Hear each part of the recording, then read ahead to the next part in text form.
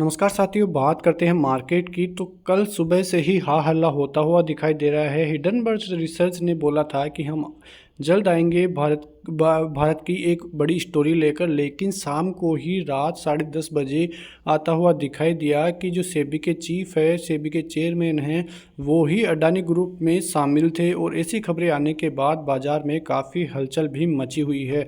ये खबरें बहुत ही बड़ी है क्योंकि अडानी जो हिडनबर्ग ग्रुप है बहुत बड़ा ग्रुप है, और जिस कंपनी पर भी उन्होंने दावा किया है वहाँ पर बहुत बड़ी गिरावट का सामना पहले से ही करना जो है चालू हो जाती है। लेकिन ये जो स्टोरी है वो कल सुबह से चालू होती है कि कल सुबह जो है हिडनबर्ग चालू करता है स्टोरी को कि कुछ नया लेकर आएंगे। उसके बाद रात 10:30 बजे जो खबर आती है कि हिडनबर्ग ग्रुप की नई रिपोर्ट में सेबी प्रमुख पर आरोप लगाया गया है। दावा है कि जो सेबी की चीफ है उन्होंने विदेशी फंड में हिस्सेदारी ली, जिससे अडानी ग्रुप में उन्होंने निवेश लिया है। तो उसके बाद जो है बहुत बड़ी खबर आने के बाद काफ़ी हलचल मची जो है दुनिया भर में। और उसके बाद शनिवार देर रात को जो बुच दंपत्ति है उन्होंने बयान जारी कर कहा है कि आरोपों को उन्होंने खंडन किया है कि ये सब कुछ झूठ है। उन्होंने कहा कि हमारी ज़िंदगी और हमारे जो है फाइनेंस जो है खुली किताब है। आज आप जहां पर भी कहे हम आ सकते हैं, जो भी कहे हम दिखा सकते हैं, ऐसा जो है ट्वीट पर उन्होंने बताया है। और सभी चीज़ें बोली है कि जो हमारी ज़िंदगी है वो खुली किताब है। तो ये आने के बाद फिर से एक बार से जो हिडनबर्ग ग्रुप है उस पर अंगुलियाँ उठने लग गई है कि क्या फिर से कोई बहुत बड़ी चाल उसके द्वारा रची जाएगी, क्या फिर से शॉर्ट सेलिंग उसके द्वारा की जाएगी। तो यहाँ पे देखिए तो अडानी ग्रुप पर वित्तीय अनियमितताओं के आरोप लगाकर चर्चा में आई अमेरिकी short selling firm Hindenburg research ने शनिवार को मार्केट रेगुलेटर सेबी की प्रमुख माधवीपुरी बुच और उनके पति धवल बुच पर गंभीर आरोप लगाए हैं। विसल ब्रोअर दस्तावेजों के आधार पर हिडनबर्ग ने दावा किया कि इन दोनों की मॉरिशस की ऑफशोर कंपनी ग्लोबल डायनेमिक और अपॉर्चुनिटी फंड में हिस्सेदारी है। ठीक है, तो ये सभी चीज़ें आप ध्यान से सुनिए क्योंकि सोमवार को इसका पूरा इम्पैक्ट खबर का पड़ता हुआ नज़र आने वाला है बाजार पर। क्योंकि ये छोटी मोटी खबर नहीं है, बहुत बड़ा जो एलिगेशन है वो सेबी चेयरमैन पे लगा है। सेबी चेयरमैन कोई छोटी मोटी हस्ती तो है नहीं, आपको ही पता है भारत की ज़बरदस्त अथॉरिटी है जो कि कंट्रोल करती है शेयर बाज़ार को।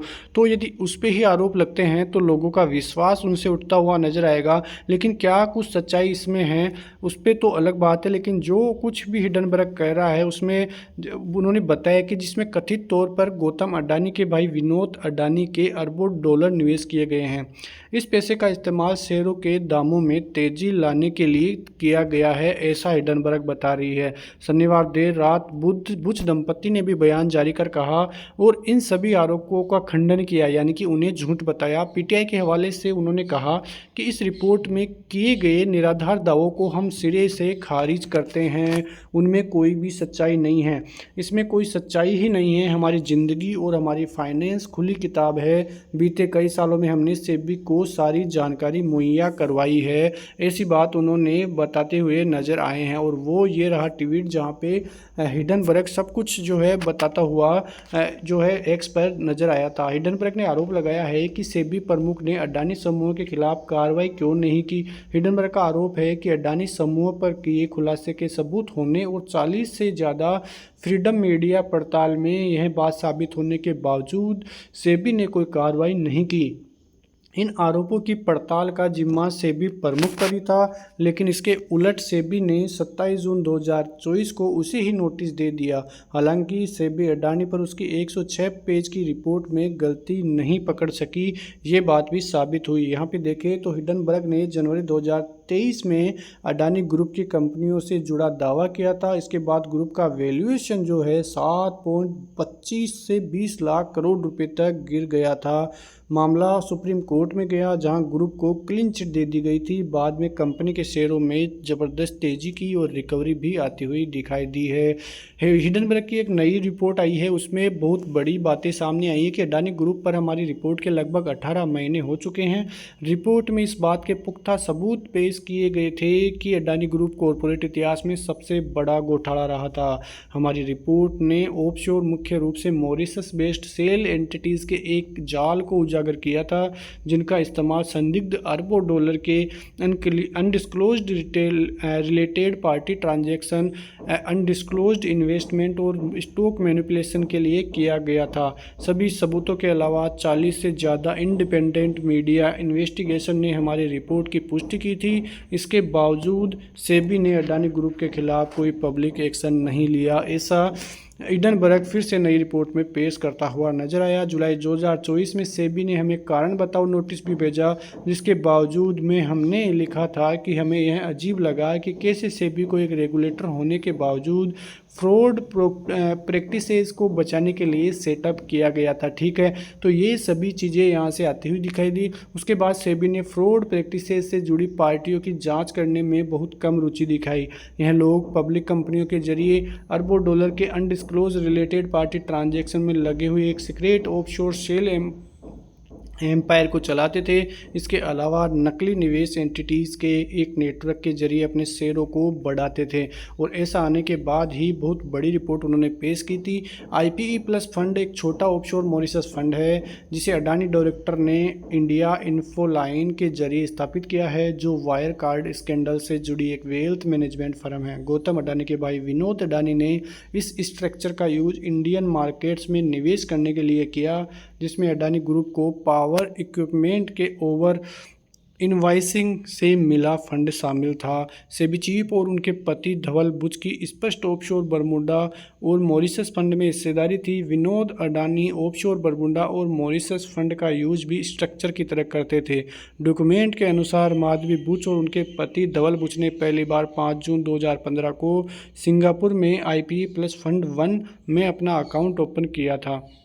अब यहाँ पे हिडनबर्ग ने अपनी रिपोर्ट में लिखा कि अडानी समूह को लेकर जनवरी 2023 में किए खुलासों के बावजूद सेबी ने अडानी ग्रुप पर कोई पब्लिक एक्शन नहीं लिया है, और इसी बात से वहाँ पे उनका शक और मजबूत हो गया।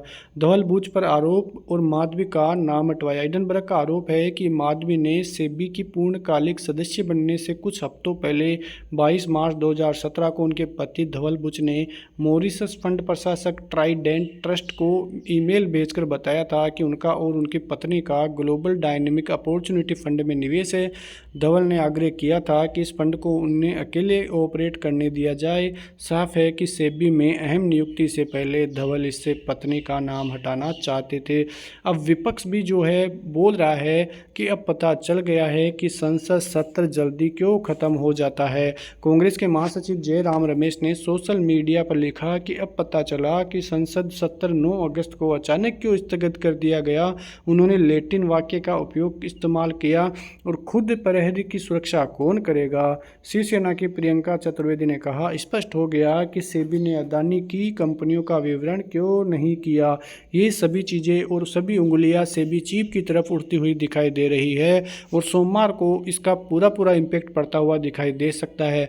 हो सकता है कि थोड़ा कम इम्पैक्ट पड़े, क्योंकि सेबी के चीफ है, उन्होंने जिस प्रकार से इन एलिगेशंस को नकार दिया है कि ये सभी चीज़ें झूठ है, कोई भी आरोप सच्चे नहीं हैं, खुली किताब हम रखते हैं फाइनेंस में। तो ये सभी चीज़ें अब किस दिशा में जाएगी, क्योंकि हिडनबर्ग रिसर्च तो अपनी रिपोर्ट पेश कर चुका है, जिस प्रकार से उन्होंने कल सुबह से ही हल्ला मचा रखा था, और चारों तरफ डर का माहौल भी था कि अब किस कंपनी का नाम आएगा। लेकिन फिर से अडानी ग्रुप ही उनकी रडार पर है, और वो चाहते हैं कि अडानी ग्रुप में ही कुछ बड़ा और कुछ जो भी चीज़ें हैं, जो भी रिपोर्ट्स है, स्पष्ट होती हुई दिखाई दे। अब कैसा इम्पैक्ट इस खबर का पड़ता हुआ दिखाई देगा वो तो आगे की बात है, लेकिन सभी चीज़ें साफ हो चुकी है, और सेबी की तरफ से भी, सेबी चेयरमैन की तरफ से भी बयान आ चुका है कि ये सभी आरोप सिरे से हम नकारते हैं। तो इसका इम्पैक्ट तो थोड़ा कम हो जाएगा, क्योंकि सेबी चीफ ने जिस प्रकार से फिर से बताया है कि सभी आरोप गलत है, तो इसका लेकिन इम्पैक्ट तो पड़ना ही है। थोड़ा बहुत इम्पैक्ट ही पड़े, लेकिन बाजार पर पड़ेगा ज़रूर, इस बात का आप ध्यान रखिए। तो बने रहिए ऐसी खबरों के साथ, चैनल को लाइक कीजिए और सब्सक्राइब जरूर कर लीजिए, क्योंकि ऐसी खबरों से आप ट्रैप्स होने से बच सकते हैं। धन्यवाद।